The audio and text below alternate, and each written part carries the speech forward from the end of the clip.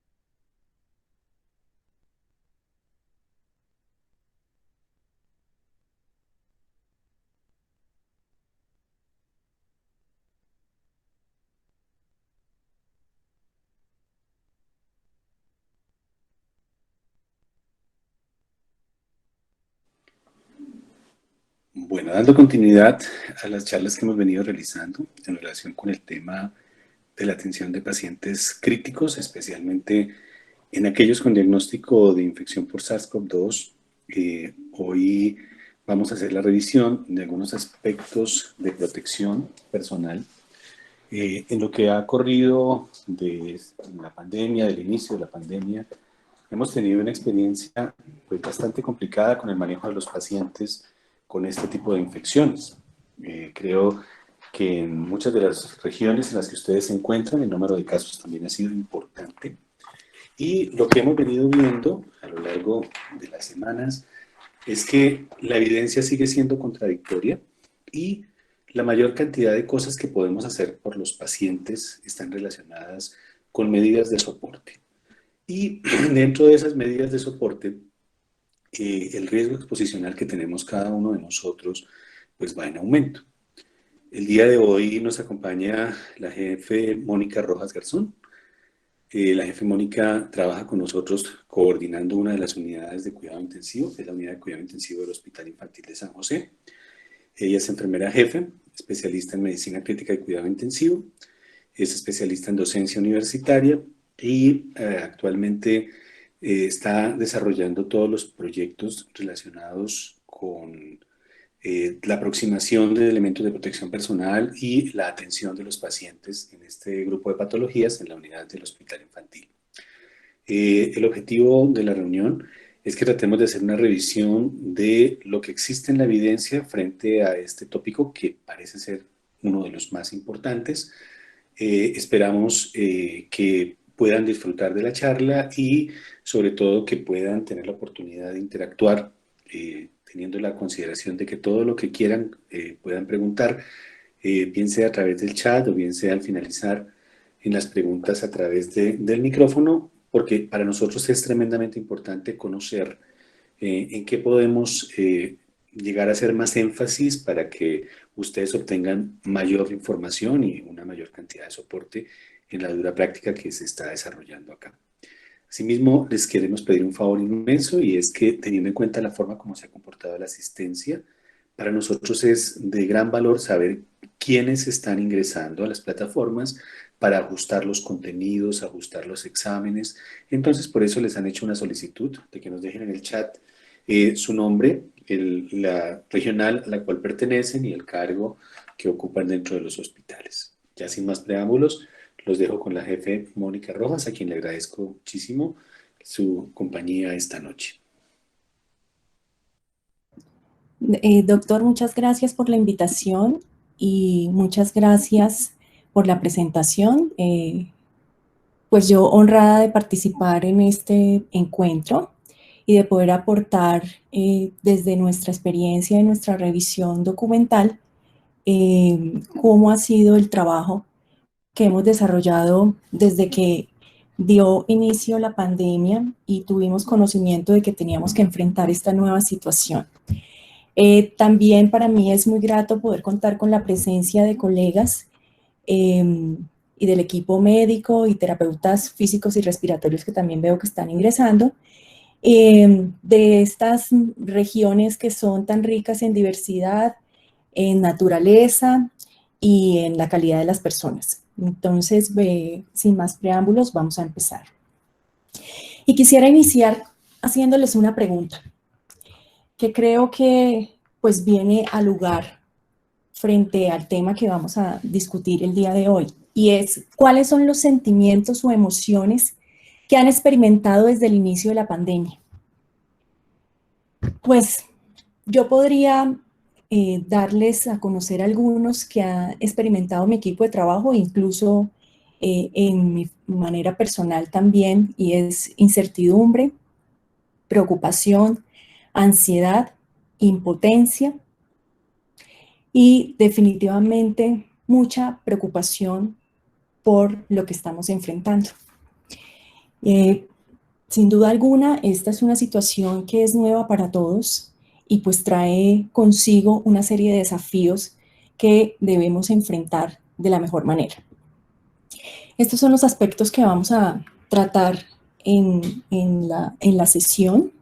Aspectos generales del COVID, estrategias de prevención por infección de SARS-CoV-2 y el espacio para las preguntas. Mucho se ha hablado y ya tenemos una información bien robusta en torno a la infección COVID-19. Sabemos pues que es producida por el SARS-CoV-2 y que definitivamente pues empezó a notificarse a finales del año pasado, en diciembre, un brote en Wuhan, en China. Y básicamente lo que empezaban allí a ver con esos pacientes era un cuadro de infección respiratoria aguda. Se comportaba con los síntomas que conocemos de forma amplia, que es tos, malestar general y en algunas ocasiones fiebre.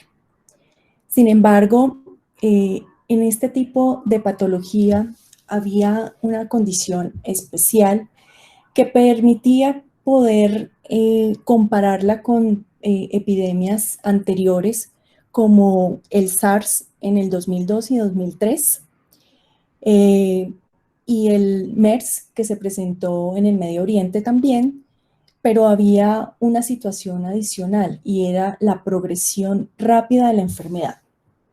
Cuando entonces empezaron a ver qué era lo que estaba pasando, los investigadores del fenómeno encontraron en los estudios de campo que había un factor común en los pacientes que habían consultado, y era la visita a un centro de mercado donde se comercializaba aves de corral y animales como serpientes y murciélagos y algunos otros animales de tipo salvaje. Entonces empezaron a direccionar toda su atención en este foco. Y rápidamente este problema de salud migró a otras naciones. Las primeras fueron Japón, luego Tailandia, Corea del Sur y Singapur. Y por nuestra globalización y la facilidad en el transporte terrestre y aéreo, empezaron a presentarse en febrero casos en Europa, inicialmente en Francia, luego Italia y España, y nosotros pues ya conocemos muy bien las estadísticas de estos países.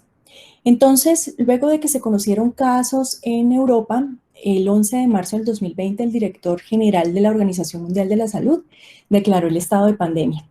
Es decir, declaró el estado de emergencia que definitivamente denotaba una preocupación a nivel global porque era una nueva enfermedad de aparición rápida y en la cual no se disponía de mucha información porque al parecer en los primeros casos cuando el oftalmólogo que intentó hacer el reporte lo hizo a través de algunas redes sociales, eso no fue bien visto por el gobierno y trataron de minimizar esta información. Entonces, ¿qué es lo que hace que este virus que ni siquiera vemos nos tenga en jaque incluso a gobiernos y economías poderosas como Estados Unidos? Pues vamos a resumirlo en lo siguiente. La transmisibilidad, la severidad y el impacto que esto ocasiona en los servicios de salud. En la transmisibilidad hemos podido ir aprendiendo de forma rápida cómo se ha presentado este problema de salud sobre el virus y vemos que la propagación es similar a la de la influenza y nosotros podríamos atrevernos a decir que mucho más. La carga viral de este tipo de pacientes es mucha y el índice de replicabilidad más o menos empezó en 2.5, pero puede llegar hasta 3.5. Es decir, es un virus que definitivamente es muy contagioso. No tenemos inmunidad de grupo porque es una enfermedad nueva. Entonces, no hay inmunidad, no habíamos estado previamente expuestos y si vemos, nosotros tampoco habíamos experimentado epidemias como el MERS y como ébola. Es decir, nosotros lo que nos habíamos enfrentado, lo más complicado era el problema de salud que tuvimos con H1N1, pero nunca con esta dimensión.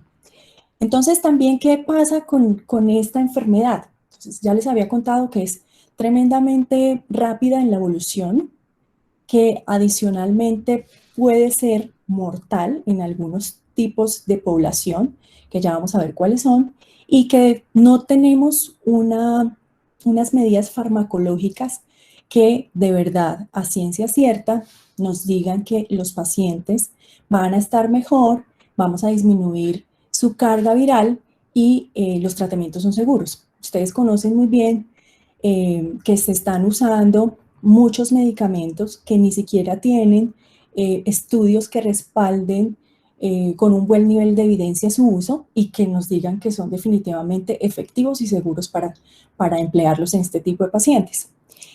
Recordemos entonces algunos, los antivirales muy de moda que estuvieron, la hidroxicloroquina en combinación con acitromicina y algunos temas de contraversión entre unos estudios que salen dándole todo el aval de eficiencia y a las 2 semanas ya otros estudios que definitivamente dicen que no sirven y que aumentan la mortalidad. El uso de corticosteroides que también es bien debatido en este momento y algunos medicamentos de uso que son todavía más costosos y más difíciles de conseguir para nuestro sistema de salud, que son los inmunomoduladores, específicamente interleuquina 1 e interleuquina 6. Y lo que tiene que ver con cómo se desarrolla la enfermedad en las poblaciones de riesgo. Qué tan severa es en poblaciones que tengan comorbilidades previas como diabetes, hipertensión, enfermedad coronaria y cáncer. Y la edad mayor de 60 años, que le agrega un factor definitivamente independiente en la severidad de la enfermedad, incluso en las cifras de mortalidad a nivel mundial. Entonces el escenario no es muy prometedor. Estamos enfrentados a un microorganismo que no vemos, pero que es tremendamente virulento y es desafiante. ¿Qué pasa con los servicios de salud? Entonces, lo que ha ocasionado esta pandemia, que inicialmente no se conocía y no habían unos mecanismos que fueran eficientes para prevenir su propagación, empezó a verse en los servicios de salud desbordados. ¿sí? Tengamos en cuenta que los servicios de salud tienden a ser un medio que promueve el alto contagio. Incluso también tenemos que empezar a considerar otras situaciones, sobre todo como el manejo de crisis llevado desde el contexto de las emergencias, que no estamos acostumbrados a manejar. Nosotros estamos más tendientes a controlar una situación y teníamos definitivamente identificadas nuestras principales morbilidades, bien montadas nuestras guías de atención y de procedimientos, y viene de un momento a otro y nos toca una enfermedad que de verdad es cambiante y no había en ese momento, cuando empezamos a saber de COVID, no había suficiente material disponible para que pudiéramos fortalecer y tratar de prepararnos frente a lo que estábamos pues esperando que pasara. Y definitivamente es importante tener en cuenta que los pacientes que no tienen este tipo de patología pues iban a seguir demandando nuestros servicios, y esto nos ponía un poco en riesgo, sobre todo en sobreinfecciones y brotes. Entonces, miren que el escenario no es favorable, es tremendamente retador, pero creo que es una buena oportunidad para que nosotros podamos establecer mecanismos que integren los equipos y nos hagan cada vez más eficientes y cada vez nos hagan más líderes en cuanto a los desafíos y retos que nos trae esta enfermedad. Esto es para ver cómo se comporta la enfermedad, cómo es las manifestaciones de los pacientes. Y vemos que en la mayoría de los casos, en el 81% de los casos estudiados, este es un estudio que hicieron en China con 72,000 pacientes, y vieron que el comportamiento era de síntomas entre leves y moderados. Sin embargo, el 14% de los pacientes que ellos estudiaron presentaron un cuadro severo de la enfermedad, y adicionalmente a eso, 5% de los pacientes ingresaron a las unidades de cuidado intensivo. Es decir, nosotros empezamos a prepararnos para recibir este porcentaje de personas. Miren lo importante que es cómo de manera rápida, cuando las personas empiezan a experimentar síntomas leves, pueden pasar rápidamente entre el 10 y el 15% a manifestarse de forma moderada, y miren cómo de manera más importante todavía pueden llegar a presentar las manifestaciones severas, incluso pues ser enfermos críticos. Lo más importante de la enfermedad no es solamente la infección por el virus. Lo más importante es lo que ocurre en el estado de la sepsis, y es la respuesta que puede presentar cada individuo frente a la agresión. Y allí es donde deben ir dirigidos todos nuestros tratamientos y nuestros protocolos. Definitivamente es bien importante individualizar, y por eso las fórmulas mágicas en este momento nos sirven. Tratar de formular o medicar a los pacientes en el desespero y sin tener un argumento importante frente al tipo de evidencia de los estudios es un error. Vean también que el 96% de estos pacientes pues se recuperaron, y alrededor del 4% de los pacientes fallecieron. Pero vean aquí, quiero que centren su atención. Los pacientes que ingresaron a la UCI, el 50% de estos pacientes fallecieron. Aquí quiero expresar cómo la edad es un factor de riesgo no solamente para las manifestaciones severas y críticas de la enfermedad, sino también para la mortalidad.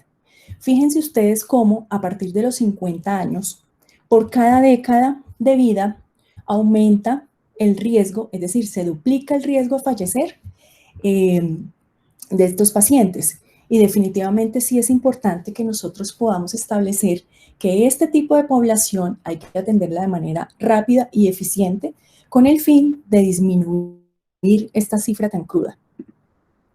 Algunos datos. Entonces, ¿cómo se propaga la enfermedad, cómo se disemina y cómo se contagia a la gente. Entonces, conocemos bien que el periodo de incubación es rápido. Empezaron a hablar que podría ser inicialmente en 21 días, pero luego cuando siguieron los pacientes, los 72,000 pacientes, vieron que el periodo iba hasta 14 días, teniendo una mediana de 6 días. Sin embargo, se dieron cuenta que la carga viral era muy alta en el día 4 y 5 de la enfermedad, cuando el paciente todavía no era sintomático. Es decir, el periodo presintomático es el periodo donde los pacientes son más, pues tienen más riesgo de contagiar a los demás y la carga viral es más alta. Pero ¿cómo se da ese contagio? ¿Qué lo hace tan difícil de controlar? Pues básicamente se comporta como un virus de los que conocemos antes, adenovirus, influenzas, incluso los coronavirus previos al identificado hoy día de la enfermedad, y es la transmisión a través de las gotas.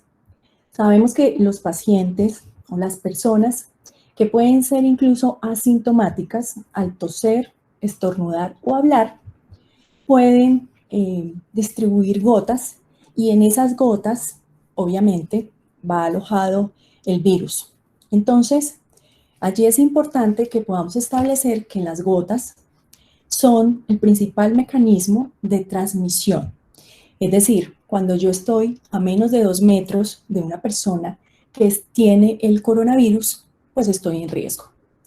Entonces, también hay otra forma. Las gotas quedan más o menos suspendidas alrededor de 3 horas en el aire, a una distancia de 2 metros, pero esas gotas después caen. ¿Y dónde van a caer? A las superficies que tenemos contacto todos nosotros. Entonces, podríamos decir, si estamos en la oficina, en el escritorio, si estamos en la unidad de cuidado intensivo, en los teclados, en el teléfono, ¿sí? En todas esas superficies de uso común, nosotros lo llamamos hoy uso común. Entonces es importante que podamos ya tener claridad que el mecanismo de contaminación es gotas y de contacto. Por eso, los tipos de precauciones que debemos emplear en las UCIs, en urgencias y en hospitalización, son precauciones de aislamiento por gotas y de contacto. ¿Qué pasa con nuestras cifras? Inicialmente teníamos en el primer mes unas cifras de contagio al día, o al menos de positividad en las muestras, de 5 a 10 máximo. Pero miren cómo después de la última semana de mayo, esto ha ido aumentando. Los matemáticos que se encargaron de hacer predicciones nos dijeron que en mayo íbamos a tener el pico del contagio. Sin embargo, hay que tener en cuenta que la gestión que se ha hecho desde el gobierno ha permitido que ese pico no haya llegado en ese tiempo que ellos especificaron, y hoy día están hablando con todas las remodelaciones de los modelos matemáticos en que ese pico puede presentarse en el mes de agosto. ¿Qué nos ha permitido desacelerar el tema? Todo el mundo habla de la curva. Pues que nosotros podamos conocer un poco más de la enfermedad, ¿sí? Que frenemos el nivel de contagio y que podamos tener un sistema de salud que sea acorde con la demanda de este tipo de enfermos.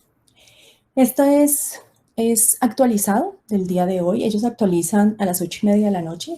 Es unos datos del Instituto Nacional de Salud, donde vemos que en Colombia hay alrededor de 42,000 casos, que adicionalmente a eso se presenta más o menos el 3.2% de muerte de esos casos, y que en el mundo hay alrededor de 7 millones de casos reportados.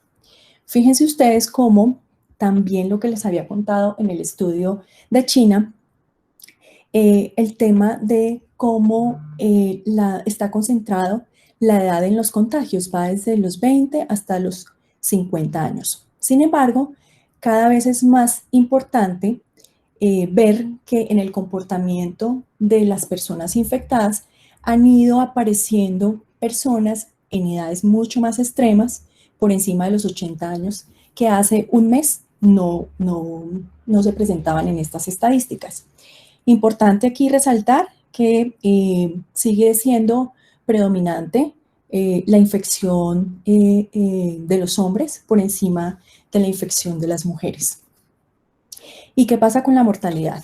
Entonces, traemos de nuevo a colación el estudio que hicieron, que vieron que a partir de los 50 años, por cada década, el riesgo de mortalidad se duplica. Y también es coincidente de que son más los hombres que se infectan y también son mayor proporción las personas de género masculino que fallecen. ¿Y qué pasa con los datos de infección por SARS-CoV-2 en el personal de salud? Esta infografía me permite traerlo a colación porque quiero que ustedes tengan preciso que nosotros estamos ubicados en el riesgo muy alto de contagio.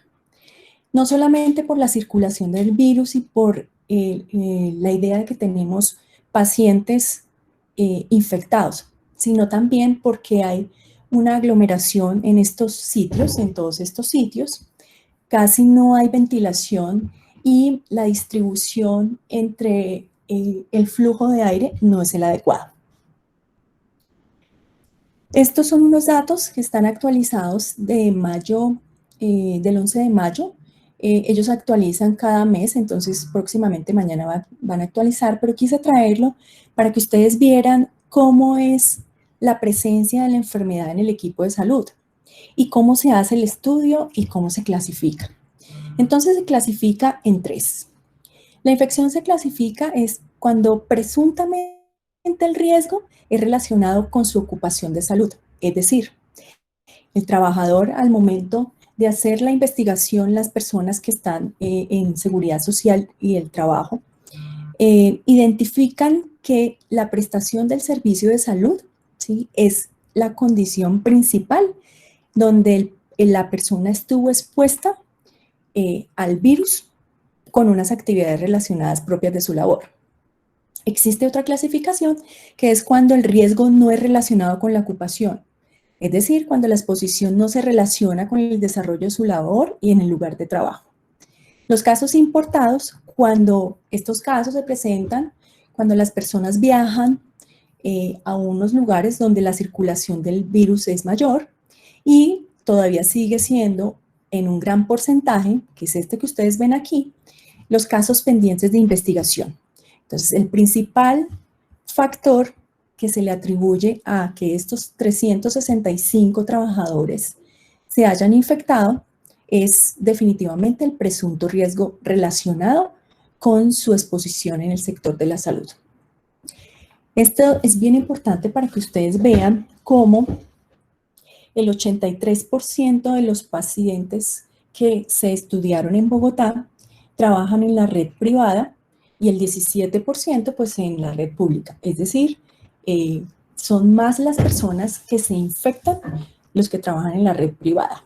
Pero miren este dato tan importante. 25 de esos trabajadores trabajan en más de una institución de salud.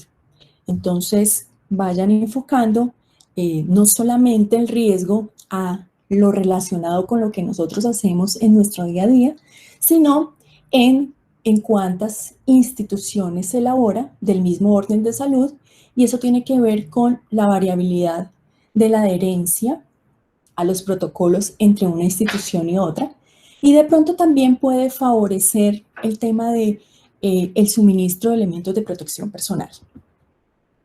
De estos pacientes que son colegas que se enfermaron, más o menos el 62% corresponde al personal de enfermería entre auxiliares y enfermeras profesionales. En tercer lugar están los médicos y miren aquí los terapeutas respiratorios están en el quinto lugar, y es importante también que nosotros podamos establecer mecanismos de protección al equipo. Fíjense que uno pensaría que estarían más infectadas las terapeutas respiratorias a razón del número de actividades que desarrollan en la unidad y al riesgo de actividades de aerosolización. Pero, y pues obviamente sería menor la carga de los médicos teniendo en cuenta el tipo de actividades que ellos desarrollan. Sin embargo, no es solamente la exposición, también es cómo yo uso los elementos de protección personal y mi autocuidado. Y con el respeto de todos los médicos, en este momento tengo que decir que el autocuidado de los médicos es un poquito menos que el de las otras profesiones. Son más relajados al momento del trabajo y de su autocuidado. Cuando ellos estudiaron, bueno, ¿cuáles son las especialidades de los médicos que más pues reportan infecciones? Entonces, en primer lugar están los internistas, luego los intensivistas y luego los pediatras. Las edades, entonces, las edades definitivamente se concentran las mismas edades que vimos inicialmente en el reporte nacional y vemos también en este caso, si vemos más infecciones en población femenina frente a los hombres. Y definitivamente, afortunadamente también, pues el curso de la enfermedad en este tipo de personas ha permitido que pues no usen los servicios hospitalarios y en ese momento pues habían 4 fallecidos en nuestros colegas. Aquí es importante cómo las comorbilidades influyen en el pronóstico de la enfermedad y en la severidad. Ya habíamos estudiado que las enfermedades crónicas como diabetes, hipertensión, que ustedes la están viendo acá, cáncer, pues tenían un factor de riesgo importante. Pero fíjense que en nuestra población hay que agregarle el tabaquismo, hipotiroidismo, que todavía no lo habíamos empezado a ver, sobre todo en los reportes grandes de pacientes, y la obesidad. Y es aquí donde yo quiero enfocar nuestra atención, no solamente por cómo vamos a tratar de gestionar nuestro personal que está más a riesgo de tener la enfermedad de una manera pues severa, sino también a cómo podemos mejorar algunos hábitos y conductas saludables que permitan disminuir estos riesgos como la obesidad y enfermedades como la hipertensión y que no sean características que sesguen o que descalifiquen a una persona para no poder trabajar en el sector de salud en este momento, sino que sea una oportunidad para poder crear factores protectores que permitan individualizar ese tipo de trabajadores, incluyendo la reubicación en algunos servicios cuando se pueda hacer. Importante entonces, miren que el 100% de los pacientes, ya habíamos visto, tienen diabetes e hipertensión, pero la obesidad está presente y además en la mortalidad también la obesidad es un componente importante. ¿Qué podemos resumir de allí? Que los casos severos, pues obviamente tienen un impacto en la mortalidad y en la condición grave de la enfermedad y que son atribuibles básicamente a las comorbilidades. Importante, cuando las personas tienen sospecha de infección por coronavirus, tenemos un problema. Inicialmente se llama la EPS, se notifica y pues la EPS le dice, mire, usted tiene que tener 14 días de aislamiento. Le vamos a tomar la prueba. De esos 14 días de aislamiento, en realidad ellos les piden máximo de 3 a 5 días de incapacidad. Y existe entonces una brecha con los otros 9 días. ¿Cómo se le paga al trabajador? Licencia no remunerada, licencia remunerada, incapacidad, vacaciones, ¿cómo se le paga? Allí hay una brecha, ¿sí? Y hay una oportunidad para verificar qué podemos hacer porque quedamos en el limbo.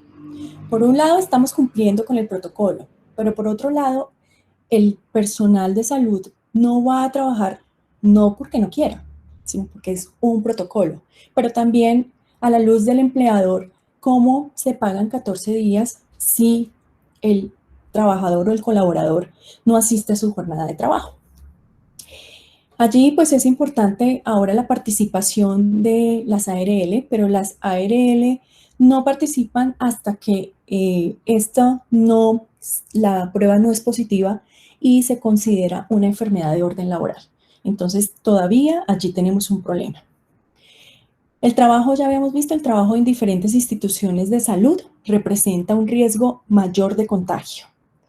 Pero también hay que ver la parte positiva.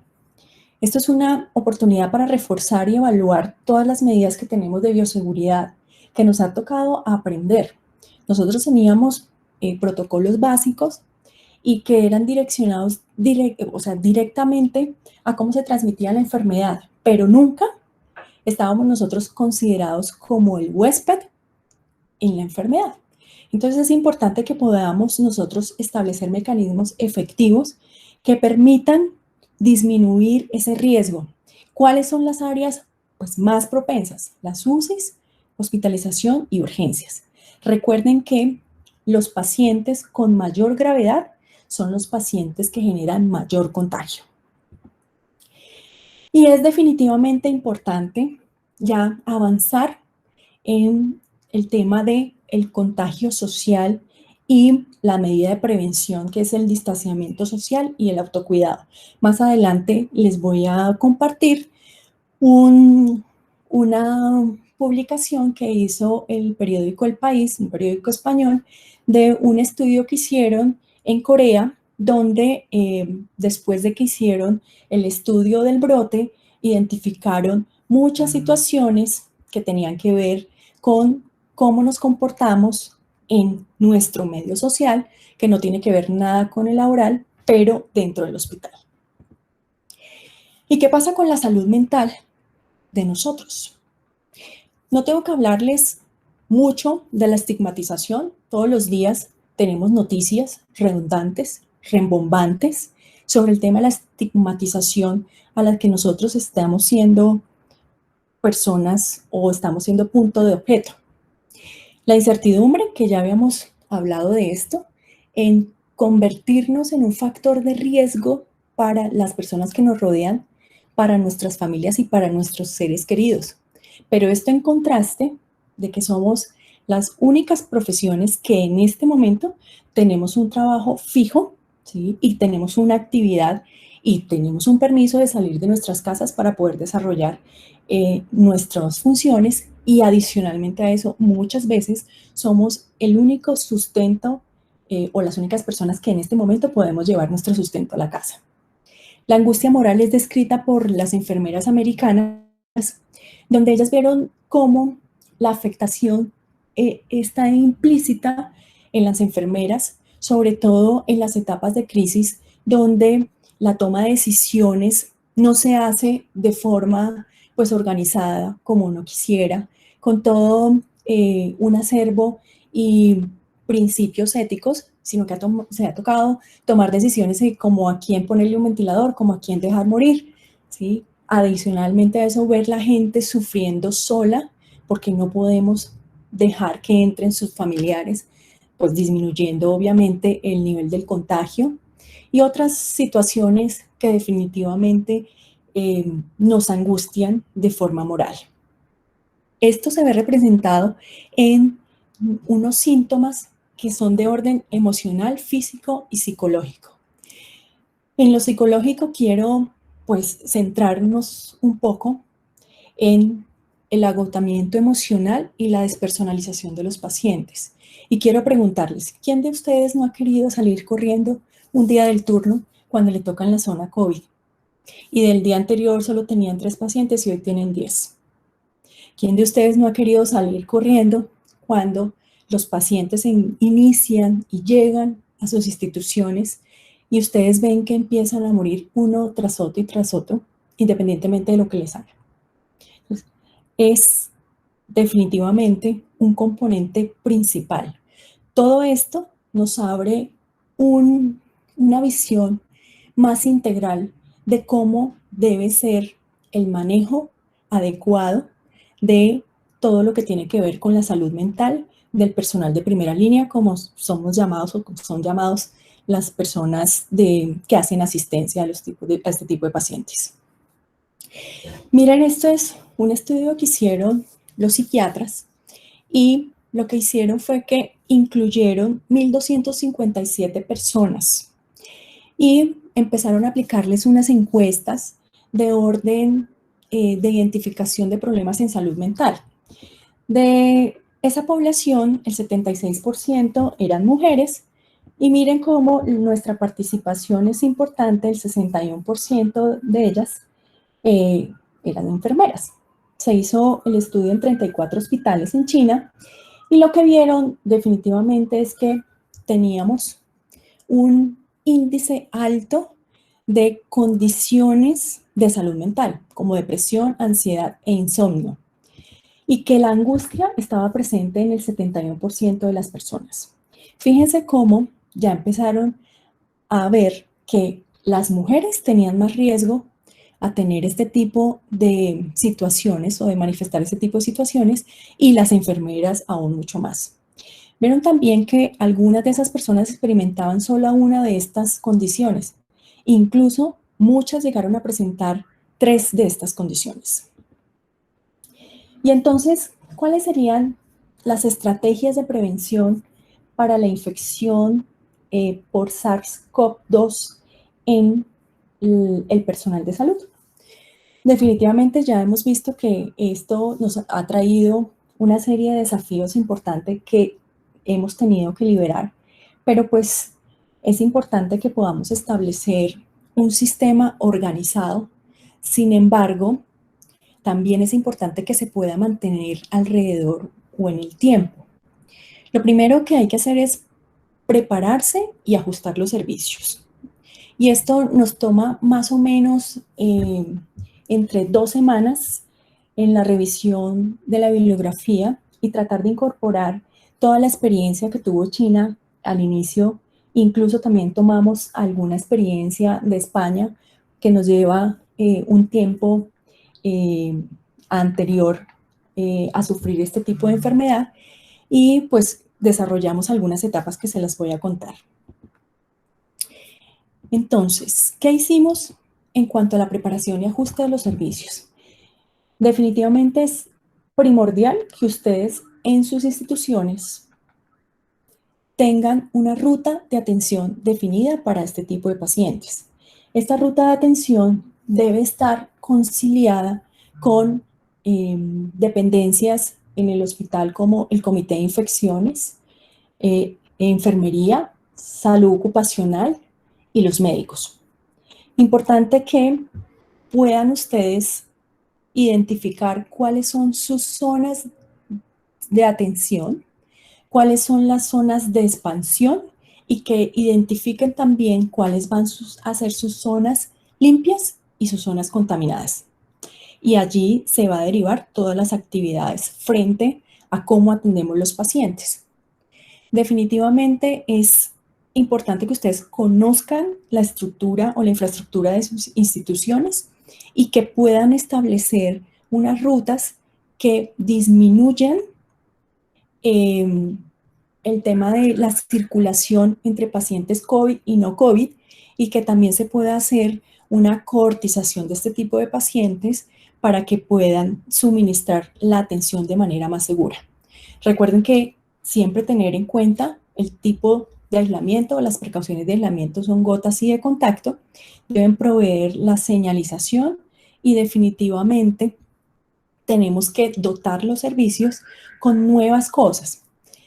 No necesitamos gran cantidad de inversión económica, pero sí necesitamos entender cuál es el mecanismo de transmisión para tratar de frenarlo.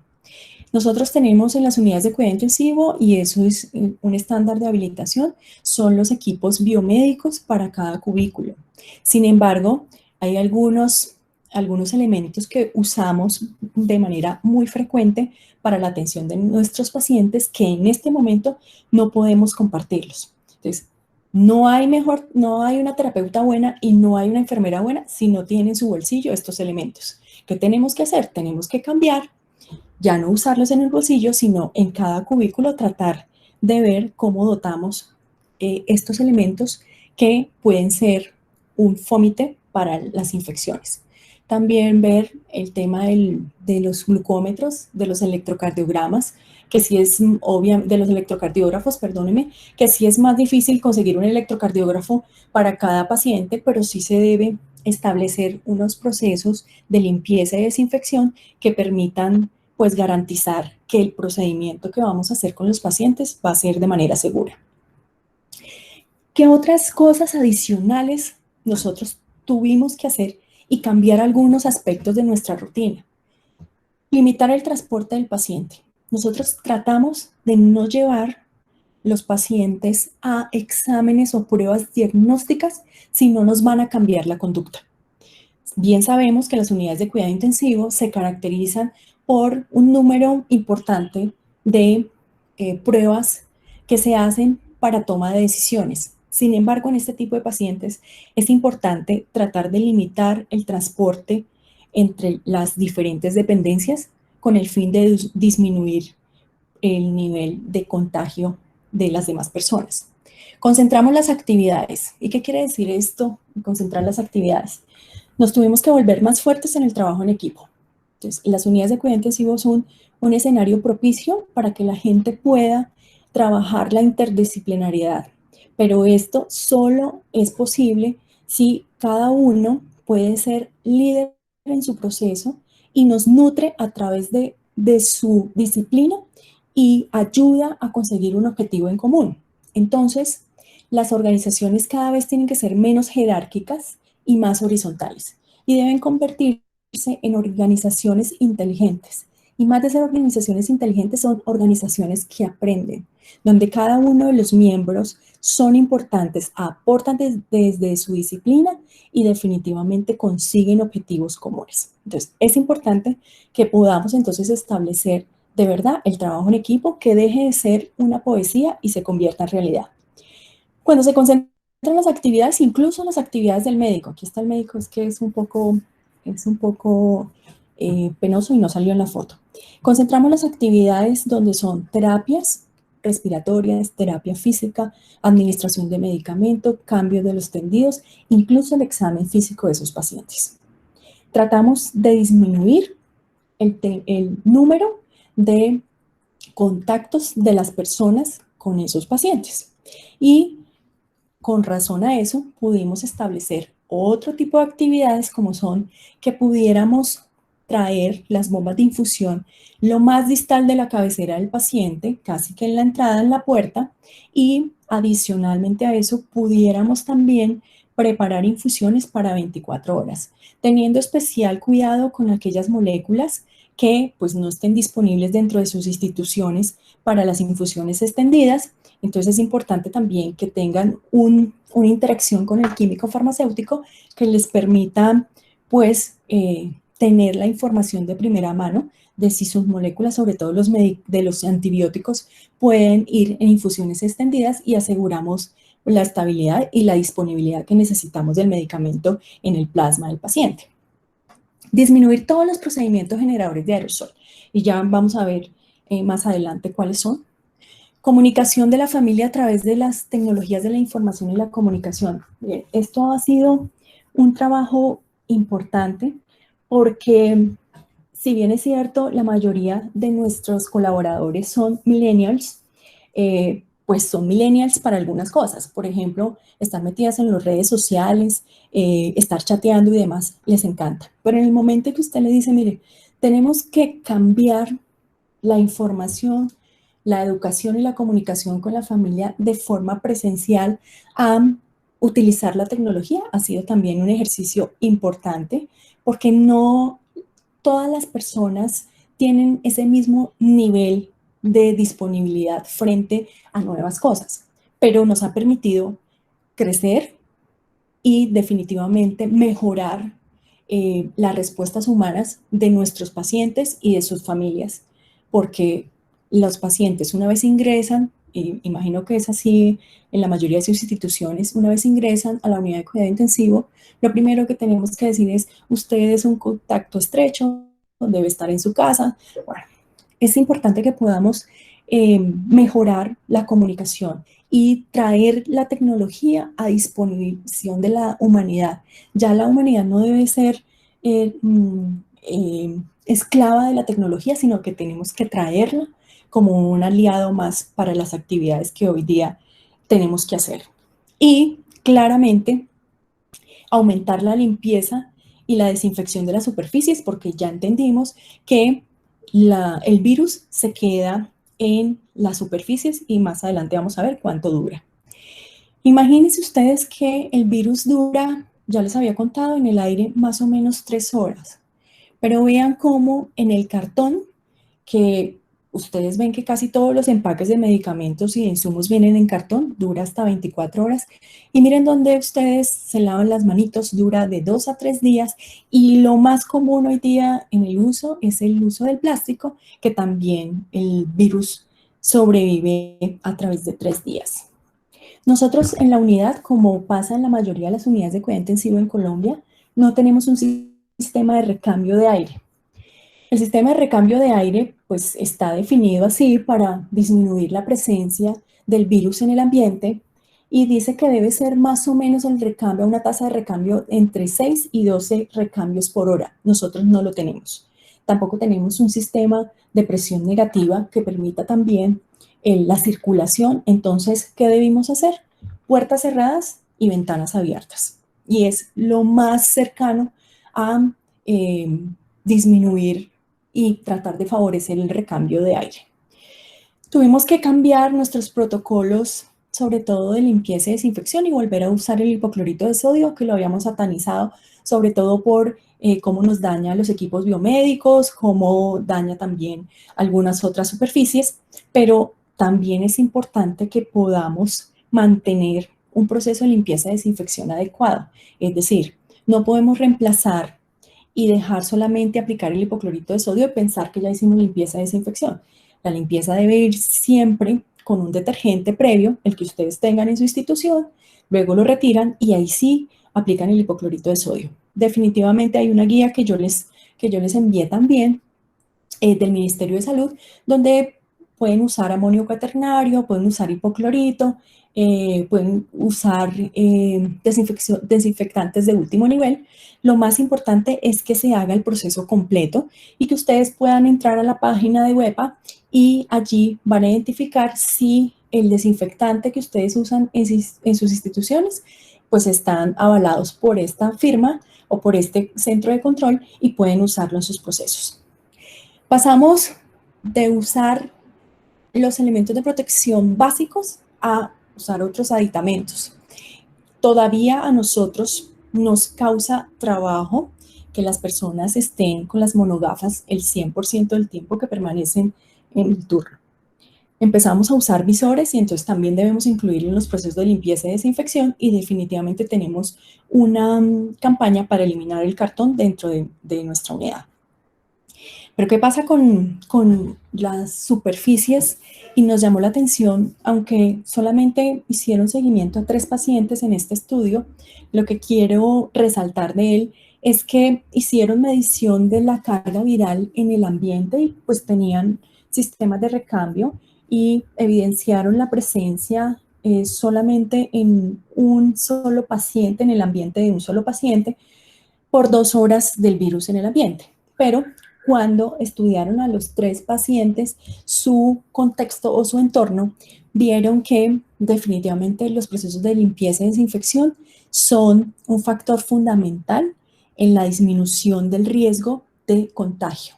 Y ya vimos que deben centralizar también e integrar ustedes a las personas de servicios generales en la capacitación y en la supervisión de cómo están haciendo esas desinfecciones.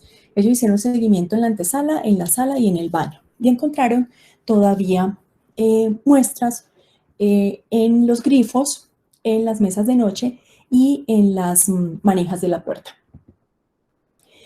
¿Qué hay en elementos de protección personal? Esto pues, hoy todo el mundo sabe, todo el mundo quiere ponérselos, todo el mundo los exige, pero ¿qué tanto podemos nosotros volvernos un aliado en nuestra prevención?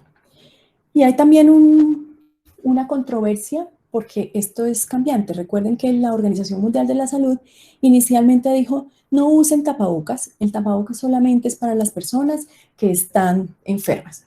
Luego de eso aparecieron otros estudios y demás y dijeron sí, ahora sí usen los tapabocas. Lo mismo ha pasado con el tema de los monos o de los overoles que han sido satanizados en muchas instituciones.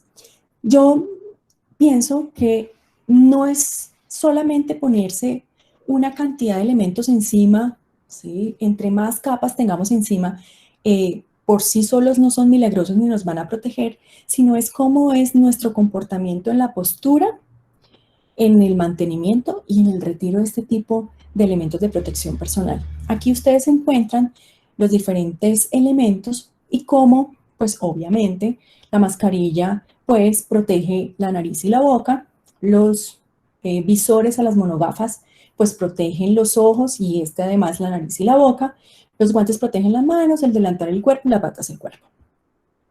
¿Qué debe ser lo principal? Que no nos toquemos ni la cara, ni una vez nosotros estemos ya vestidos con nuestros elementos de protección personal, nos estemos acomodando el visor, nos estemos acomodando el tapabocas después de haber tenido ya contacto y asistencia en la zona COVID.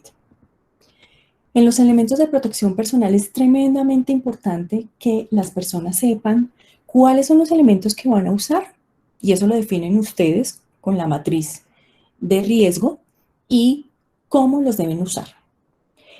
El entrenamiento es algo fundamental y el entrenamiento no puede ser solamente le hace este protocolo, vea que esto es lo que van a usar hoy en día, sino debe acompañarse de algunas actividades que le permitan a la persona adquirir las competencias que se requieren para el uso y el retiro de los elementos de protección personal. Entonces, nuestra recomendación es que le apunten al entrenamiento del 100% de su personal y que tengan en cuenta la curva de aprendizaje.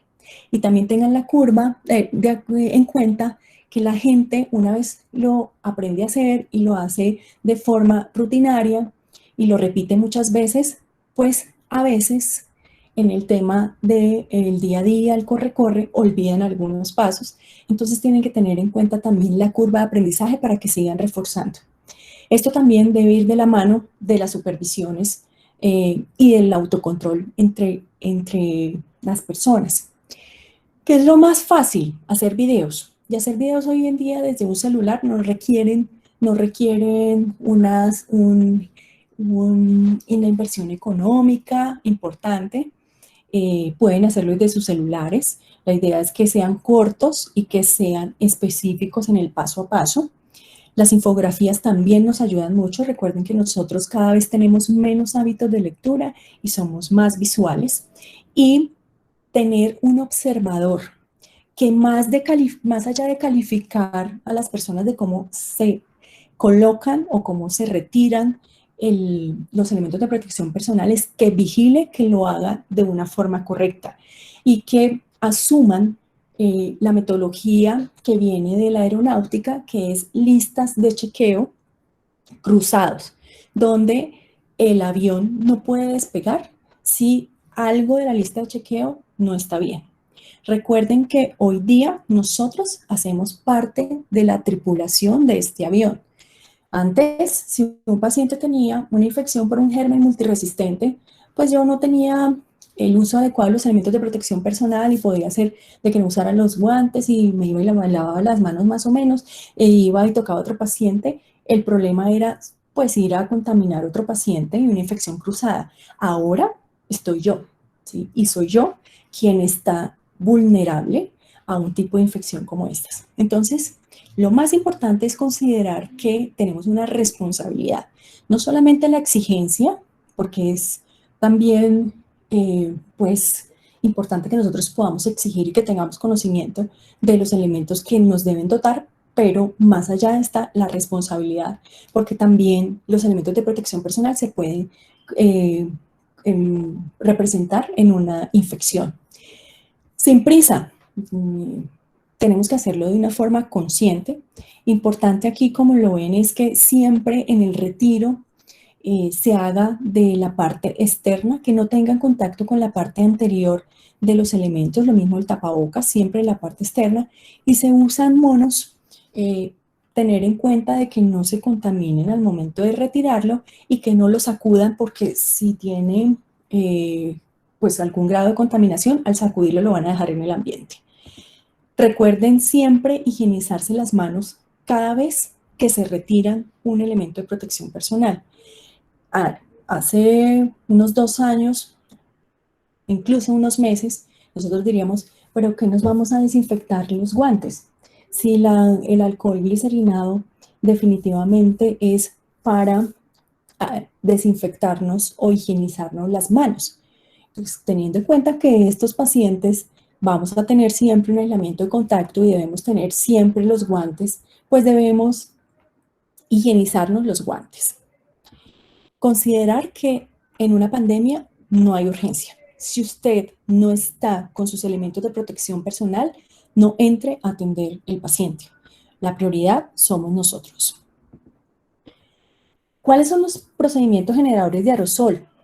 La intubación orotraqueal, traqueostomía, aspiración abierta, nebulizaciones, ventilación mecánica no invasiva, que se desconecte el ventilador o el tubo, las broncoscopias, pronación y reanimación cardiopulmonar.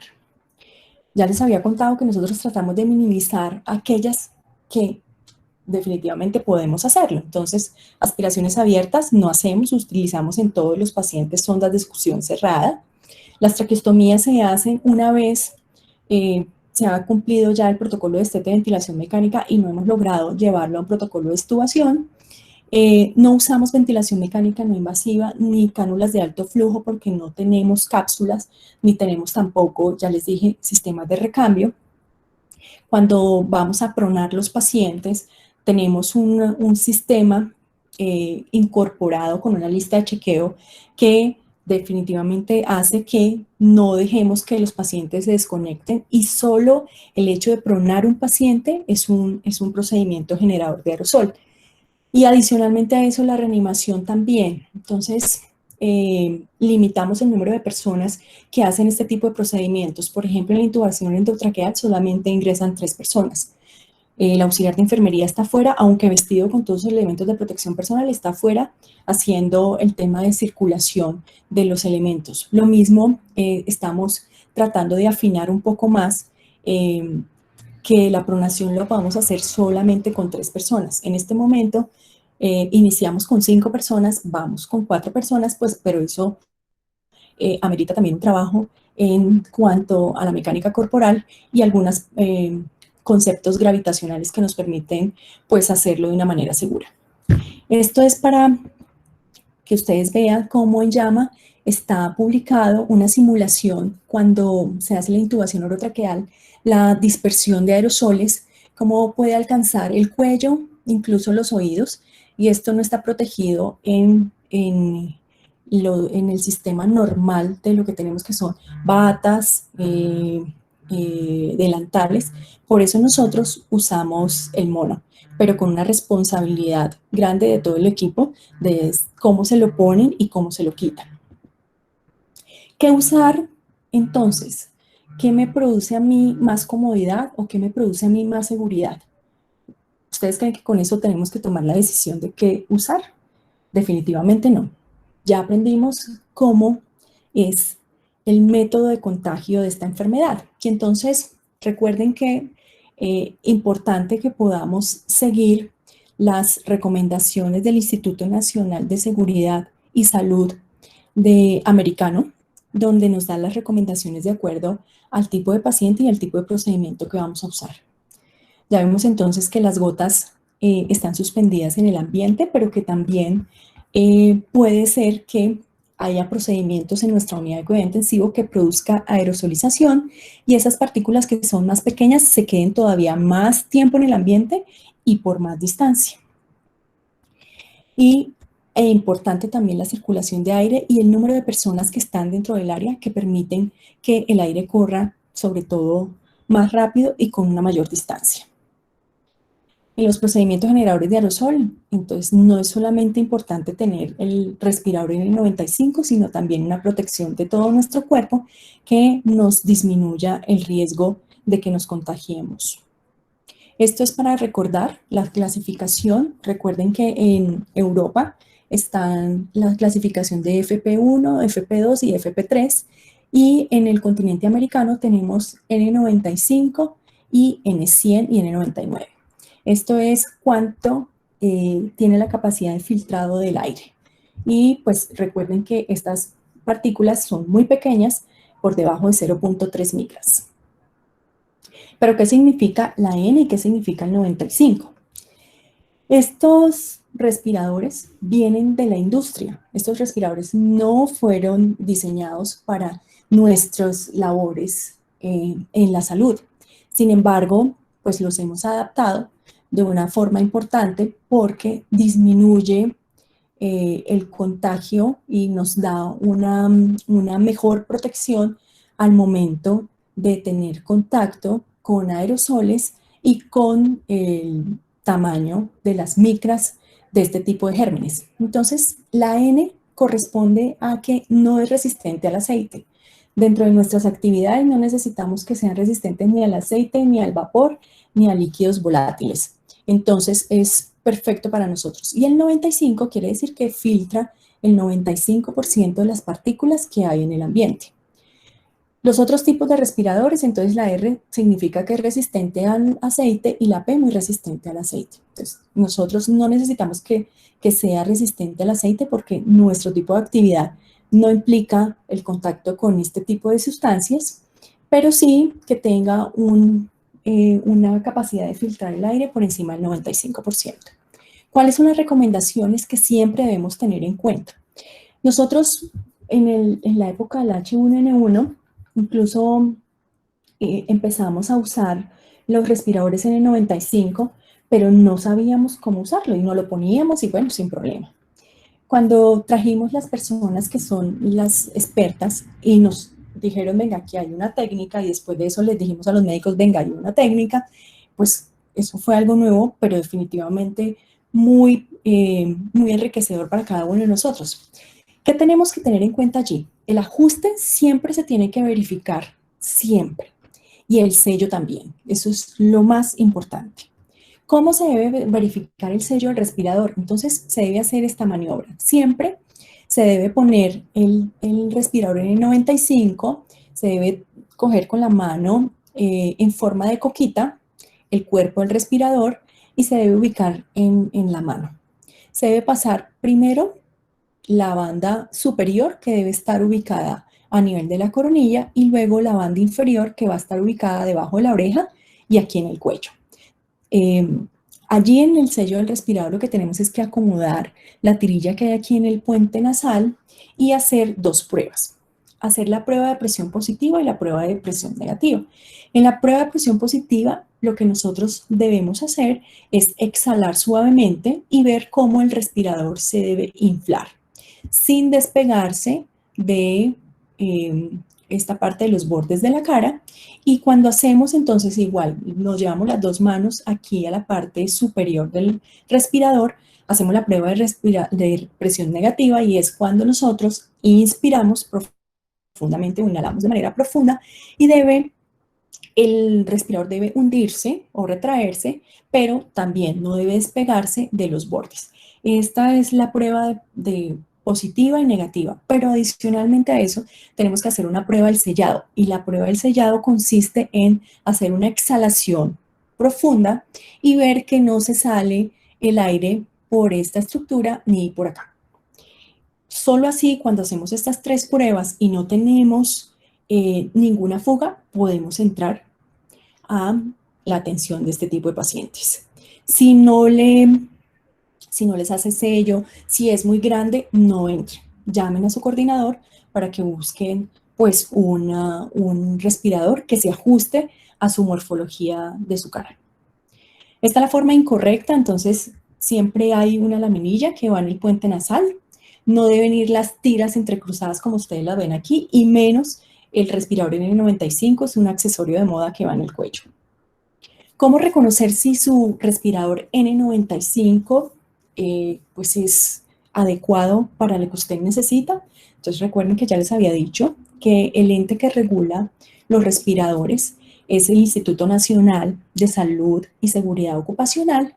Entonces ustedes pueden ingresar a la página, siempre van a encontrar en los respiradores la marca del respirador, la referencia del respirador, el lote, y lo más importante es el registro que tiene en la NIOSH. Si ustedes no lo encuentran, pues este respirador es una copia de los muchos que han hecho. Entonces, sobre todo para las personas que también compran los insumos, es una recomendación importante esta verificación.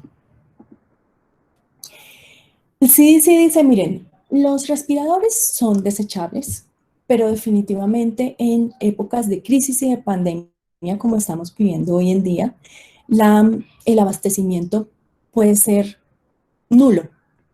Y entonces aprobó 2 sistemas con los cuales podemos dar mejor uso a este tipo de elementos. Y dijo, miren, ustedes lo pueden usar de forma prolongada o pueden aplicar el reuso. El uso prolongado es el más fácil porque no requiere controles y lo único que requiere es que ustedes puedan cohortizar los pacientes en un mismo sitio, que sea la misma persona que lo vea y que use el respirador sin quitárselo por un tiempo entre 6 y 8 horas y lo deseche. El otro escenario es cuando lo vamos a reutilizar. Y la reutilización indica que vamos a tener el respirador para múltiples encuentros con pacientes, pero que se lo quitan entre cada paciente.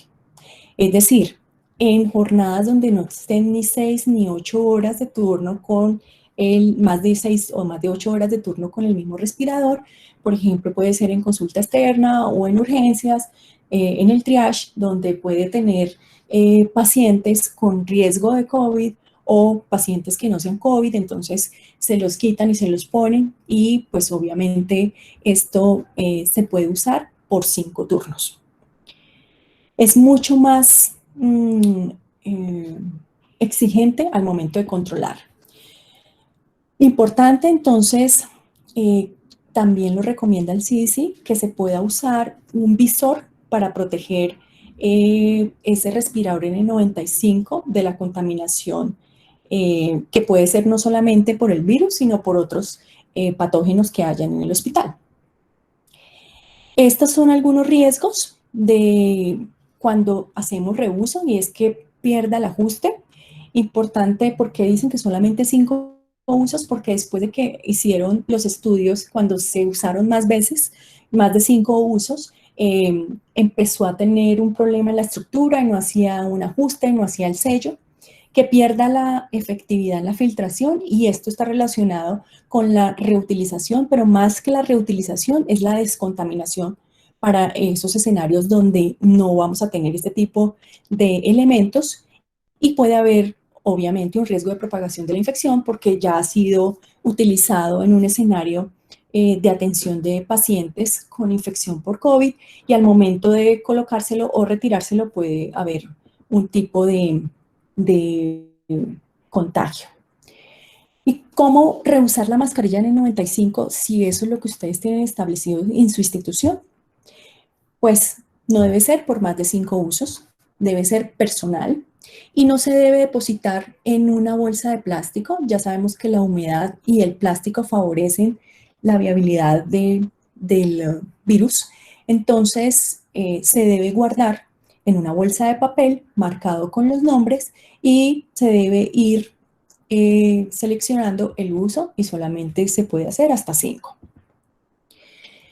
En escenarios donde no vayamos a conseguir los N95, el CDC dijo, bueno, pueden descontaminarlo para poderlo usar y empezaron a estudiar la mejor forma de hacerlo. Y estudiaron si lo hacían con calor húmedo, con calor seco, con luz ultravioleta o con rayos ultravioleta y han hecho 3 estudios importantes, pero traje este, que es el que dice que la mejor método es el peróxido de hidrógeno, debido a que ellos identificaron estas condiciones seguras, que sea eficaz, es decir, cuando hicieron las pruebas después de que se sometió al proceso de descontaminación, vieron que no había ya presencia del virus en el respirador y adicionalmente a eso hicieron el test con otras bacterias como E. coli y Klebsiellas y no se encontraron.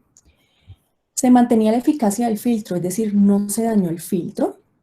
Hubo después del proceso una conservación en el ajuste y en la forma y no ofreció ninguna toxicidad con el respirador, que sí podía ofrecer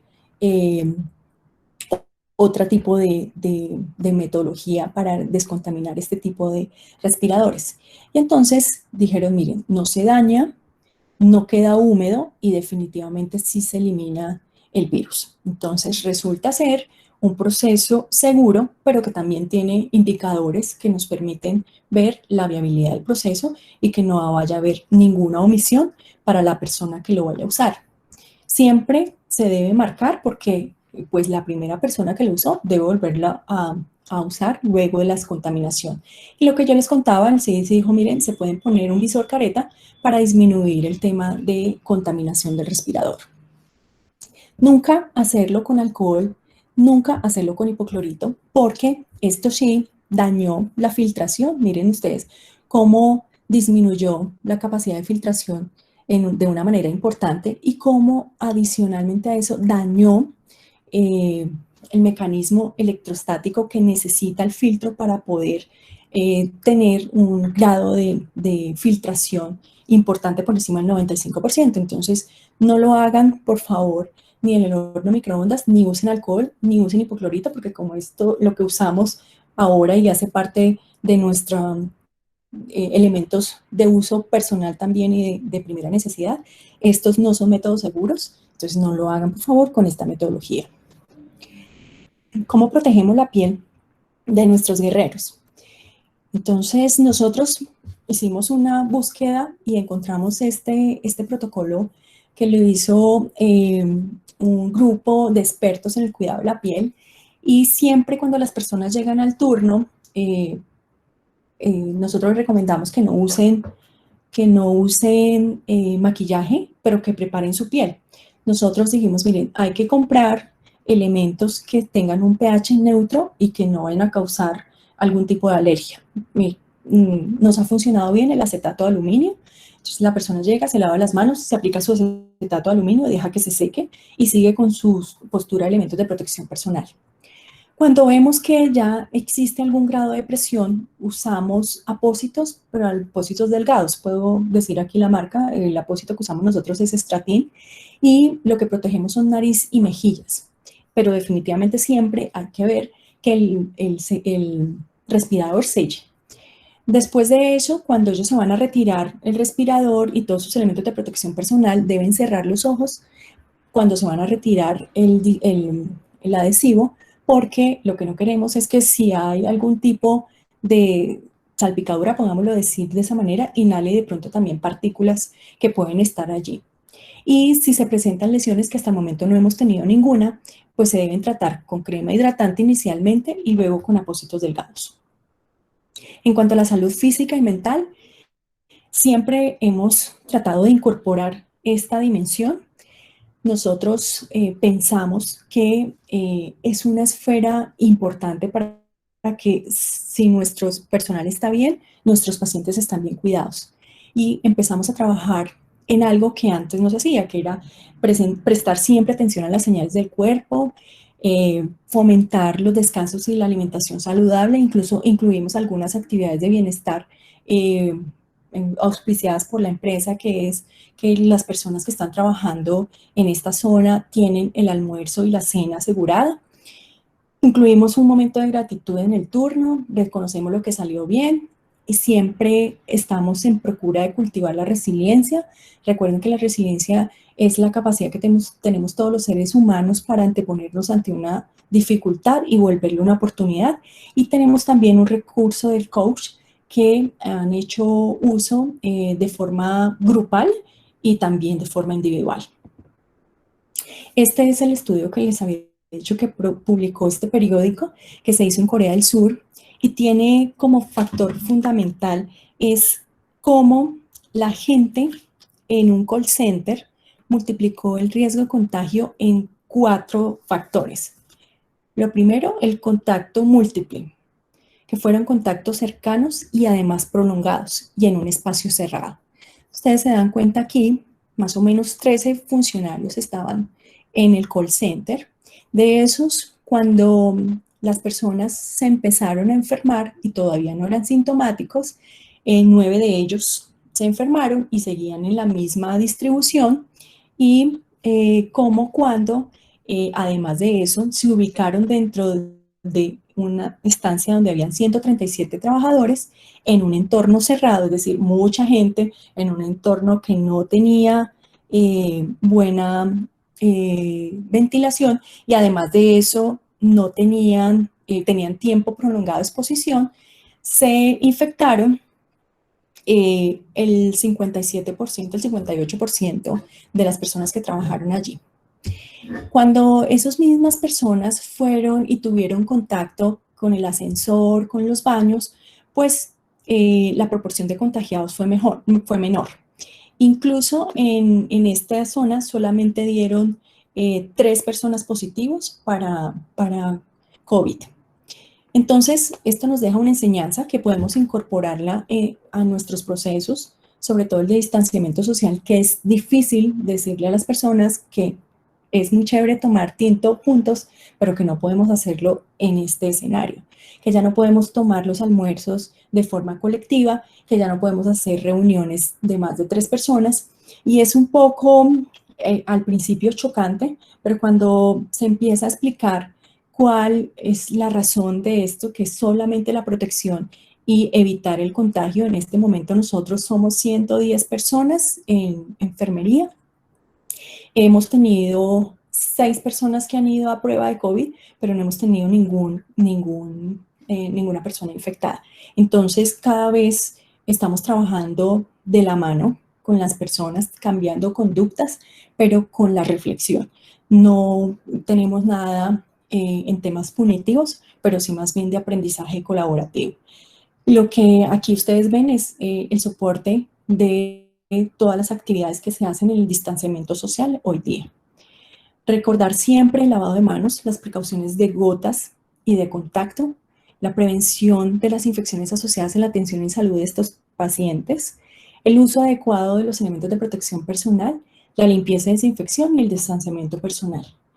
Nosotros pasamos de compartir en un salón que no tenía ni 2x2 a ir a la zona de bienestar que definió el hospital, teniendo una ubicación, si ustedes se dan cuenta, en zigzag y en un ambiente totalmente ventilado. Esto era lo que tenía para compartirles. Muchas gracias. Bueno, muchísimas gracias, jefe, por la conferencia.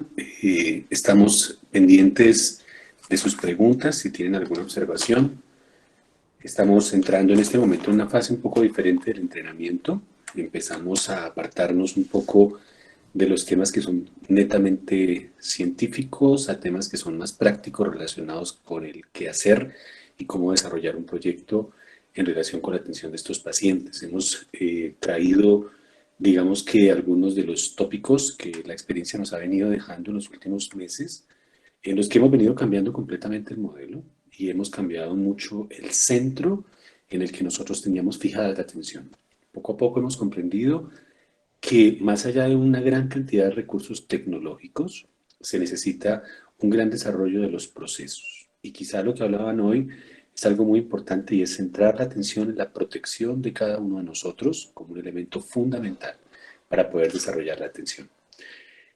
Nosotros, digamos que hemos encontrado como todos los días la evidencia cambia, pero lo esencial se mantiene en la mitad. Y es decir, lo que nosotros encontramos es que probablemente no se requieran nuevos medicamentos porque van a tardar bastante años en desarrollarse probablemente moléculas que tengan la efectividad que se requiere. Vimos lo que pasó con hidroxicloroquina en la semana anterior. Vimos cómo han venido los antirretrovirales y cómo se han ido. Hemos visto las propuestas que hay de interferón 1 beta, pero queda en la esencia un manejo organizado de los pacientes, queda en la esencia una estrategia de ventilación mecánica unificada que, independiente de que tenga diferencias entre las unidades, sea igual dentro de la unidad en la que ustedes están atendiendo a los pacientes. Es difícil saber cuál es la mejor metodología o cuál es la mejor modalidad de ventilación mecánica, pero sí se tiene claro la importancia de que exista una definida y que se siga por todo el equipo. A lo largo de estos días que quedan, esperamos poder charlar de algunas otras cosas en relación nuevamente con algunos temas de infección, probablemente con algunos temas de soporte. Y bueno, estamos atentos, no sé si alguien tenga alguna pregunta. Aquí Hay una pregunta, sí. Hay una pregunta, Laurentina nos pregunta, dice, a nosotros en una capacitación nos dijeron que los tapabocas los podríamos guardar en una bolsa plástica para poder reutilizarla. ¿Es eso cierto, jefe? Laurentina, no, como vimos en la sesión, hay que guardarlos en una bolsa de papel. Ya vimos cuánto dura viable el virus en el plástico, que dura hasta 3 días, y además el plástico es un medio que favorece la humedad, que también es una condición favorable para que permanezca el virus en este medio. Entonces debe guardarse siempre en una bolsa de papel.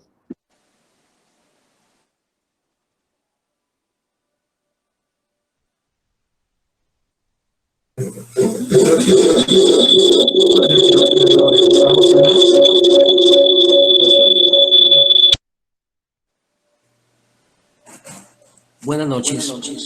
Buenas noches. Uy, ahí hay mucho eco. No se preocupe que ahí le entendemos, con un poquito de eco, pero le entendemos. Está bien. Hay muchas preguntas. Eso suena muy raro. Hay muchas preguntas. Yo quiero hacer sobre todo 3, pero cada una de las preguntas tiene una enorme cantidad de preguntas adicionales. Entiendo que la respuesta de cada individuo a la infección, pero en general a la enfermedad, en este caso depende de carga viral. ¿Por qué la carga viral no se ha tenido más en cuenta, sino solamente el factor cualitativo de decir que el paciente es positivo o no? Ok. Otra pregunta. ¿Qué efecto se le ve a la arquitectura actual? Me acaban de mostrar unas figuras ahí que me confirman lo que yo estoy pensando, porque me dicen que debo abrir ventanas. ¿Qué ventanas? Si ustedes miran los hospitales modernos, son un cajón que no tiene ventanas. Nunca entra aire natural y el sol jamás se ve. Entonces, me dijeron también que el hospital es el sitio más insano y esto me lo confirma. Y otra pregunta es sobre la supuesta inmunidad de rebaño. Vemos que más o menos 50.000 personas están infectadas en este momento en el país. Y el ideal sería que esas 50.000 todas se recuperaran. Por supuesto, sabemos que no todas se van a recuperar. Pero somos 50 millones de habitantes. O sea, 1000 veces más. ¿Será que eso sí nos va a proteger? Sería lo ideal que a todos nos diera la infección o solamente a los que han tenido la mala fortuna de infectarse. Muchas gracias. Le agradecemos mucho sus preguntas. Yo creo que yo le respondo la primera en cuanto al tema de la respuesta a la enfermedad. Probablemente el problema fundamental está en la forma como cada individuo responde a la infección. Probablemente la exposición inicial tenga mucho que ver con la magnitud de la exposición que tenga usted a la posibilidad de mayor o menor cantidad de partículas. Sin embargo, el problema que se observa en la evidencia es que una vez que el virus logra adherirse a esos receptores de angiotensina y desencadenar unos pasos intermediarios a través de segundos mensajeros, la enfermedad empieza a variar mucho de la respuesta de cada uno de los pacientes. Y de esta manera hay unos grupos genómicos bastante definidos que podría uno caracterizar. Algunos individuos hacen una mínima respuesta y probablemente terminen presentando una gripa. Otros individuos tienen una infección en el pulmón, pero la superan. Y la superan usualmente con algo de soporte, con un poco de oxígeno y probablemente con cuidados en casa. Hay otros que entran en neumonía grave que tienen un comportamiento de mayor requerimiento de oxígeno, pero hay una población en especial que como respuesta a la infección viral desencadena una liberación marcada de todas las interleuquinas. Cuando uno empieza a mirar esto, parece que la respuesta está en uno de los dos caminos que puede tomar la señalización celular, que hace que unos grupos de pacientes desencadenen una respuesta inflamatoria exagerada. Entonces, bajo esa condición, lo que nosotros vemos es que hay algunos enfermos que después de que hacen la afección viral, empiezan a presentar una disfunción de órganos en secuencia. Y es a esos pacientes a los que nosotros estamos tratando de enfocar este entrenamiento. Lo que nosotros encontramos es que en estos grupos de pacientes empieza la disfunción pulmonar, pero no es el cuadro neumónico solamente de la hipoxemia, sino que el pulmón empieza a entrar en falla. La coagulación, que se convierte en una vía intermedia entre la inflamación y la coagulación misma, empieza a fallar. Y entonces esa vía moduladora de la coagulación desaparece y empieza a haber un efecto protrombótico masivo. A partir de ahí empieza a haber disfunción del riñón, empieza a haber disfunción neurológica y el paciente entra en una cascada de eventos que usualmente lo llevan a la muerte. Fíjense que eso no sucede en toda la población. Sin embargo, como le digo, existe un grupo poblacional que va a responder mal a la infección y esa población es la que nosotros tenemos que detectar. No siempre son los pacientes mayores. Los pacientes mayores y con comorbilidades son los de mayor riesgo, pero el paciente joven que entra en esta fase de disfunción de órganos tiene una altísima probabilidad de morir. Los que nosotros hemos recibido, les hemos encontrado una asociación tenebrosa, que es la disfunción temprana del pulmón y del riñón. Y otra es la disfunción del pulmón acompañada de la disfunción del sistema de la coagulación. Eso le podría yo decir en cuanto a la respuesta a la infección. No sé, jefe, si usted quiere responderles un poco respecto a las ventanas. Bueno, estoy de acuerdo que las infraestructuras de los hospitales, pues no, la mayoría son hospitales, sobre todo de provincia, que son hospitales con una cantidad de años importante. Y pues en esas infraestructura y la arquitectura de ese momento, lo que menos les importaba era que los pacientes vieran la luz del día y que fuera un ambiente confortable. Nosotros tenemos en Colombia una limitación importante porque la recomendación es que hayan sistemas de recambio de aire y sistemas de presión negativa. En Colombia, incluso en Bogotá, solamente hay 2 instituciones que lo tienen. Por eso tratamos de adaptar las recomendaciones, que es abrir las ventanas, las que usted tenga. Si no, en este momento entiendo bien que en su institución, doctor, no tienen, no podría darle otra observación diferente y no creo que vayan a tener disponibles en este momento un sistema de recambio porque es costoso. Entonces, las que tuviera es las que tenemos que abrir, pero si no tienen, pues definitivamente no hay cómo restablecer esa función.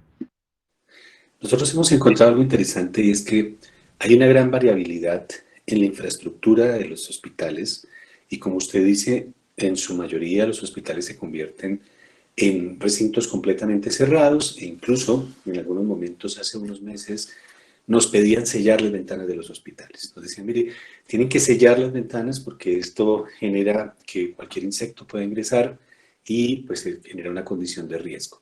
Estamos hablando de unos climas diferentes porque obviamente ustedes tienen unas situaciones climáticas complejas, hay unas situaciones de humedad relativa difíciles y eso lo entendemos. Sin embargo, hay una cosa importante y es que lo que se busca con este comentario está relacionado con lo que recomiendan. Aire circular, sistemas de vacío, pues nosotros no los tenemos fácilmente disponibles ni siquiera en los hospitales en las ciudades más grandes y entendemos que en zonas más apartadas puede ser menor la cantidad de recursos. Sin embargo, hemos estado viendo que con la tecnología que se dispone, uno podría atender a los pacientes bien en el medio de un desarrollo adecuado de procesos. Obviamente habrá pacientes que tendrán que salir porque hacen disfunción que requiere algún soporte especial. Sin embargo, en su mayoría en estos centros pues, se podría atender. Por eso hacen la recomendación. Si usted quiere construir un sistema similar a un sistema vacío con muchísimo menor eficiencia, cierre las puertas, abre las ventanas. Y es la única recomendación que hace OMS sabiendo que existe, pues digamos que esta dificultad. Y yo le respondería con el tema de la inmunidad de rebaño, algo muy interesante. Hace un par de días estuvimos revisando qué está pasando con las pacientes que tienen pruebas positivas entre la semana 4 y la semana 6 después de que el paciente ha tenido la infección.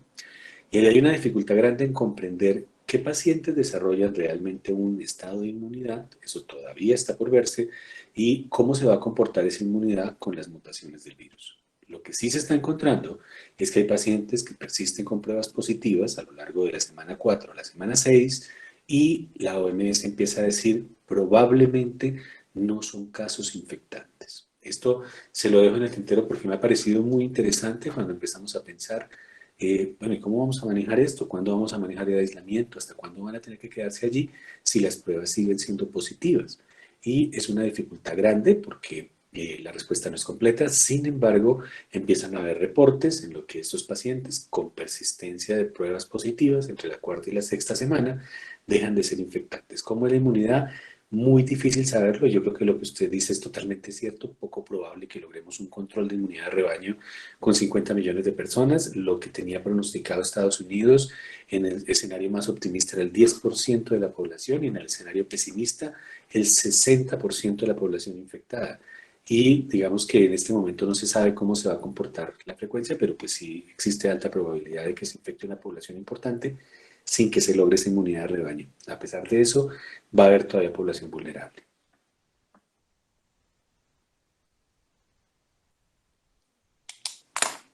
Bueno, Hay otra pregunta, doctor. Gabriel Cárdenas pregunta, teniendo en cuenta su experiencia, ¿hasta dónde es recomendable la rotación del grupo de una disponible para la atención de pacientes con sospecha por COVID o casos positivos? Gabriel, es importante que tú entrenes a todo tu equipo, al 100% de las personas, porque en escenarios de emergencia que supere tu capacidad, vas a tener que incluso tener personas disponibles que no tienen entrenamiento en este tipo de manejo de pacientes, entonces hay que entrenarlos. En cuanto a la rotación, nosotros en el hospital, desde que iniciamos la atención de este tipo de pacientes, que fue el 19 de marzo, no roto las personas por los servicios. Hay una zona específica de atención de COVID y han estado allí las mismas personas. Primero, porque necesitábamos establecer un equipo de trabajo que estuviera entrenado y que se mantuviera los procesos y los procedimientos. Sin embargo, te puedo decir que el 100% de la población está entrenada. Nosotros tenemos unidad de cuidado intensivo adulto, pediátrico y neonatal. El 100% está entrenado. En UCI pediátrica no hemos tenido sino casos sospechosos de pacientes que se han descartado y en UCI neonatal solo 2 casos sospechosos también que remitieron de unas instituciones que tuvieron un brote y nosotros lo recibimos, pero pues todos están entrenados. La idea es que no haya rotación, disminuyas el tema de la rotación de un lado a otro, que procures cuidar tu personal a riesgo, hipertensos, diabéticos y obesos, y les distribuyas otras actividades. Pero no es recomendable que estés rotando cada 15 días o cada semana, porque el tema de adherencia a los procesos disminuye cuando tú estás rotando. También existe un factor que es el agotamiento, que lo entiendo bien, pero hay que tratar de manejar ese agotamiento con otras estrategias como son incorporar bienestar y poder también establecer periodos de descanso que se puedan cubrir con la misma disponibilidad de personal que tú tengas.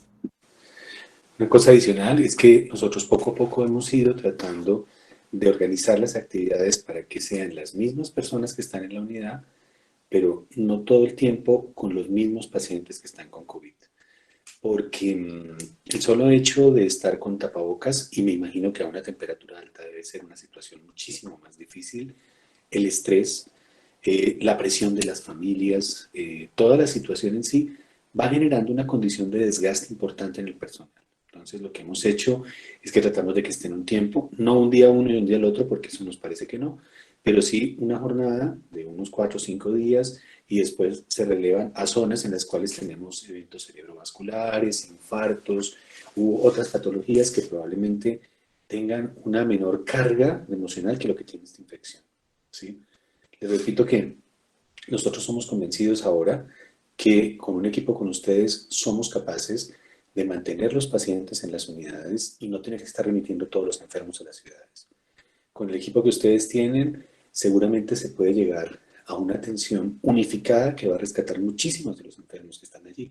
Entonces hay que empezar a trabajar en planear cómo va a ser ese cambio, digamos que de grupo, manteniéndose siempre la misma población de la unidad de cuidado intensivo y disminuyendo lo que se pueda los contactos. Lo que más nos costó trabajo a nosotros, fíjense, que fue cambiar la cultura de la gente, porque la gente se pone una armadura para entrar al caso donde está el COVID-19, sale, se la quita y se va a tomar tinto con el compañero.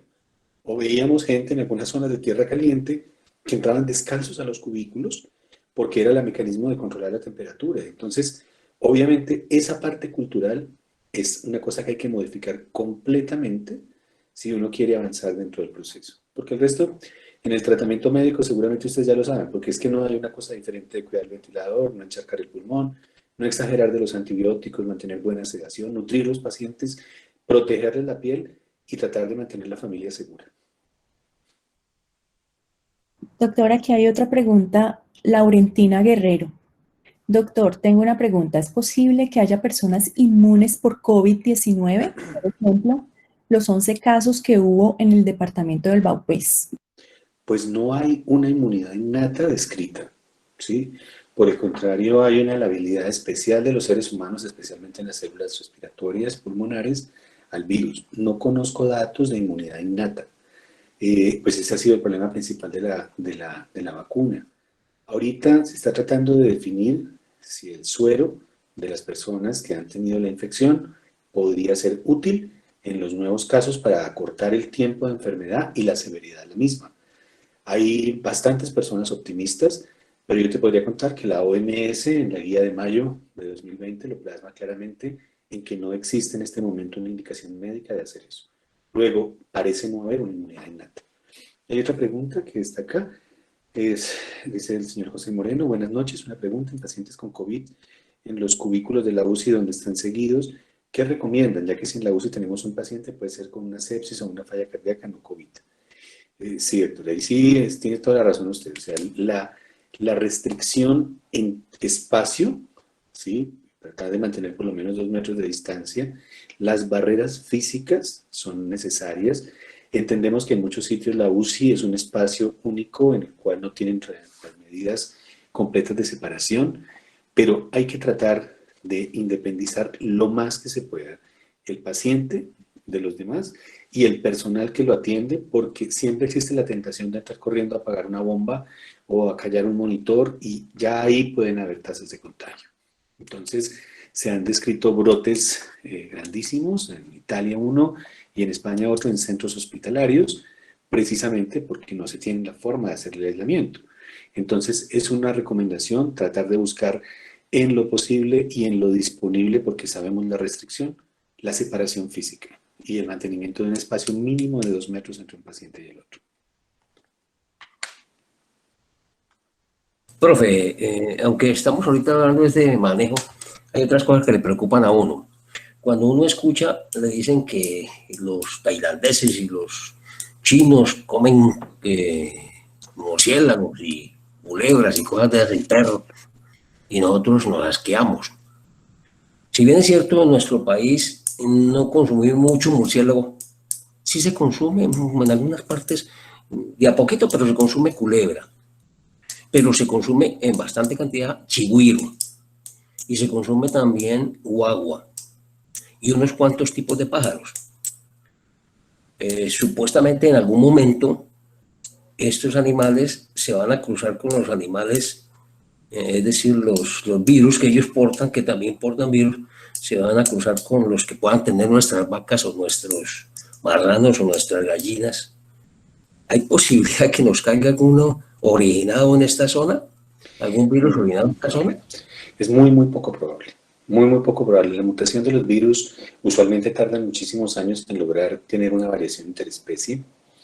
Este virus ha tenido una particularidad y fue que entre el SARS-CoV-1, el MERS y el SARS-CoV-2, los periodos de mutación se fueron acortando, pero pasaron bastantes años entre uno y otro. Más allá solamente del consumo de animales, parece que hay otros factores relacionados que pudieron haber mutado el virus, pero la probabilidad de eso es bastante baja, bastante baja. Somos más infectantes todavía entre nosotros, ¿no? O sea, es más el riesgo de contagio persona a persona y la mutación del virus para hacer que haya una inmunidad muy pobre entre el grupo. Está bien, muchas gracias. Hay un datico de la OMS por ahí que dice que en nuestros países del tercer mundo, Asia, África y América Latina, la mortalidad por esas enfermedades que no contagian al primer mundo alcanza a mortalidad anual como un poco más de 2 millones. Sí. Cuando hace uno cuenta, son 70.000 muertos al día en todos nuestros países. Eso para tener de reflexión ahí. Claro, y En es que cuenta. usted se pone y mira, y curiosamente nosotros trabajamos haciendo análisis de datos de grandes poblaciones en Colombia. Y en Colombia la primera enfermedad hospitalaria es la infección urinaria, que ocupa más o menos el 5.7 de todas las infecciones, de todas las afecciones que requieren una hospitalización. Pero en las poblaciones especiales le podría yo decir que entre febrero, marzo, abril y mayo, el dengue ha estado entre la tercera y la cuarta posición, ¿sí? Entonces uno empieza a darse cuenta que en zonas endémicas hay enfermedades graves y, como usted lo dice, son enfermedades que merman la población y a las que también hay que ponerle atención. De hecho, las guías de OMS son muy claras en determinar que los pacientes que son sometidos a riesgos de dengue, malaria, fiebre amarilla, también deben estar en la mira en estos procesos de enfermedad, porque puede uno quitar del ojo encima y matarle un mundo de pacientes por las falta de medidas de prevención. Sí, señor, muchísimas gracias. Es que estas reuniones le dan a uno ganas de seguir peleando con todos. No, Dicen, pero muchas gracias dicen, por su participación. dicen que en Brasil ahorita hubo o hay una pandemia grandecita de dengue, creo. Sí, sí, sí, sí. Y en la zona cafetera de Colombia y en lo que se llamaba el Tolima Grande, Tolima y Huila, la frecuencia de la enfermedad está alrededor de 2.6 veces en relación a zonas cercanas. Entonces, dengue también es una cosa grave y el dengue hemorrágico, que es esa respuesta inmune inducida por la segunda infección, mata pacientes con una frecuencia altísima. O sea, también es una enfermedad frecuente y uno debería pues aprovechar todos esos entrenamientos para estar pendiente de que también tenemos que entrenarnos porque eso no va a dejar de llegar y si ustedes abren una UCI, seguramente van a tener pacientes para atender en muchos, muchos escenarios, entre ellos esos. Bueno, muy bien. Listo, creo que en el chat no hay más preguntas. Les agradecemos muchísimo su compañía esta noche. Esperamos haber podido cumplir con sus expectativas y nos vemos mañana en la noche. Gracias.